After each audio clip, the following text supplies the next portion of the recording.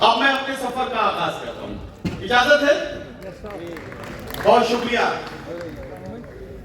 زندگی دی ہے تو جینے کا ہنر بھی دینا،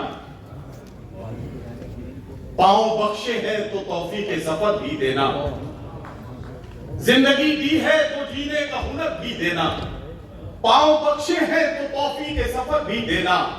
گفتگو تو نے سکھائی تھی کہ میں گونگا تھا، اب میں بولوں گا تو باتوں میں اثر بھی دینا۔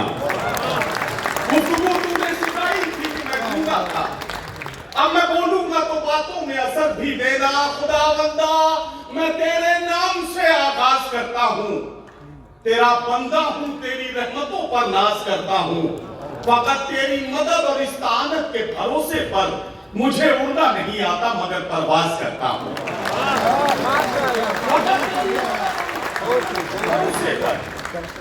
مجھے اڑنا نہیں آتا مگر پرواز کرتا ہوں۔ حضرات گرامی، یہ مشاعرے کی محفل ہے، علی گڑھ مشاعرہ اس مشاعرے کا ٹائٹل ہے۔ جب علی گڑھ اور علی گڑھ تہذیب کا ذکر ہوتا ہے تو ایک عظیم المرتبہ شخصیت کا چہرہ لوگوں کی آنکھوں میں آ جاتا ہے، اور وہ چہرہ ہے محترم سر سید علیہ الرحمہ کا۔ جب سر سید کا ذکر ہوتا ہے تو سر سید کا وہ قول ہمیں یاد آتا ہے جس میں محترم سر سید علیہ الرحمہ نے پورے ہندوستان کے کروڑوں لوگوں کو ایک پیغام دیا کہ اے میرے ملک کے باشندوں، اے میرے ملک ہندوستان کے رہنے والے لوگوں، یہ ملک ایک خوبصورت دلہن کی طرح ہے، اور اس ملک میں رہنے والے ہندو اور مسلمان اس خوبصورت دلہن کی دو خوبصورت آنکھیں ہیں۔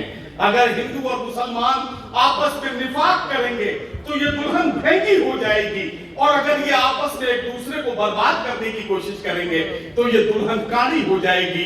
اب تمہیں اختیار ہے کہ تم چاہے اس دلہن کو خوبصورت بنا رہنے دو یا اس دلہن کو مہنگا یا کاڑا بنا دو۔ یہ پیغام ہے سر سید علیہ الرحمہ کا۔ اسی لیے تو سر سید کے چاہنے والے پوری دنیا میں کہیں بھی ہوں، سر سید کے دیوانے پوری دنیا میں کہیں بھی ہوں، صرف اور صرف محبتوں کے پیغام عام کرتے ہوئے نظر آتے ہیں، کیونکہ ہمارا ماننا یہ ہے کہ چراغوں کے سفر میں دبدبا ہو آنکھوں کا تو پھر انجام ظلمت کے سوا کچھ بھی نہیں ہے۔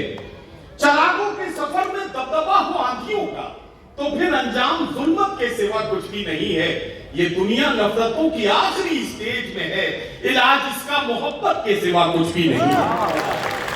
یہ دنیا نفرتوں کی آخری اسٹیج میں ہے، علاج اس کا محبت کے سوا کچھ بھی نہیں ہے۔ یہ کیا خوبصورت منظر ہے، محترم ابو عبداللہ صاحب بیٹھے ہیں، ان کے برابر میں حیدرآباد سے تشریف لانے والے ایک بڑے مندر کے بہت ہی محترم یہاں بیٹھے ہیں۔ یہاں میں دیکھ رہا ہوں ہندو اور مسلمان ایک دوسرے کے کاندھے سے کاندھا ملا کر بیٹھے ہوئے ہیں اور پوری دنیا کو ایک پیغام دینے کی کوشش کر رہے ہیں کہ پوری دنیا تک یہ بات ہم پہنچانے کی کوشش کر رہے ہیں کہ لوگ یہ سمجھ پائیں کہ نام پر مذہبوں کے لڑ پھڑ کر یوں ہی سڑکوں پہ گر بہادوں کے، سرحدوں نے اگر لہو مانگا دوستو سرحدوں کو کیا دو گے۔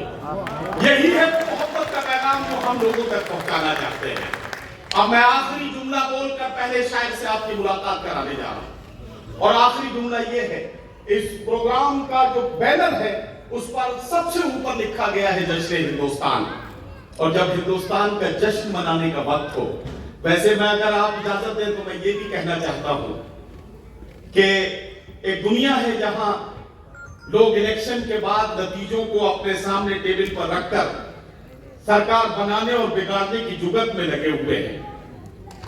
ایک دوسری دنیا ہے جہاں کرکٹ کے میچ پر 49 روپے کا سٹا کھیل کر راتوں رات کروڑ پتی بننے کے لیے لوگ اپنی راتیں خالی کر رہے ہیں۔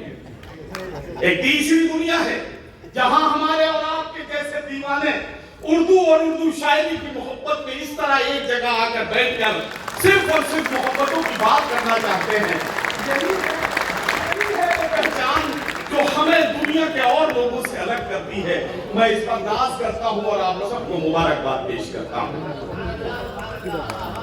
آخری پیغام یہ ہے، یہاں بیٹھے ہوئے تمام لوگ اپنے ساتھ اسے لے کر جائیں کہ روشنی کا کچھ نہ کچھ امکان ہونا چاہیے، بند کمرے میں بھی روشن دان ہونا چاہیے، रोशनी का कुछ न कुछ इम्कान होना चाहिए, बंद कमरे में भी रोशनदान होना चाहिए।